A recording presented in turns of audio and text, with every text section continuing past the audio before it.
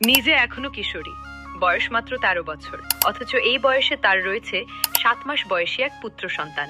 স্বামী ও শ্বশুরবাড়ির লোকজন কোলের সেই শিশুকে রেখে মা অনামিকাকে বাড়ি থেকে বের করে দেয়। কিন্তু দমে যায়নি এই কিশোরী মা, নেমে পড়েন আইনি লড়াইয়ে।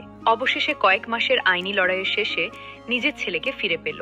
জানা গেছে, ফেসবুকে ২২ বছর বয়সী সাকিবের সঙ্গে পরিচয় হয় অনামিকার। পরে তাদের মধ্যে প্রেমের সম্পর্ক গড়ে ওঠে। অভিযোগ রয়েছে, মেয়েটি অপ্রাপ্তবয়স্ক থাকা অবস্থায় তাকে বিয়ে করেন সাকিব। চলতি বছরের শুরুতে তাদের সংসারে একটি পুত্র সন্তান জন্ম হয়। অনামিকার অভিযোগ, সন্তান জন্মানোর কয়েক মাস পর শিশুটিকে রেখে শ্বশুরবাড়ি থেকে বের করে দেওয়া হয়। এরপর বিভিন্নভাবে সন্তানকে ফিরে পাওয়ার চেষ্টা করেও ব্যর্থ হয়ে গত ১ জুলাই তিনি ঢাকায় চিফ লিগ্যাল হেড অফিসে অভিযোগ করেন।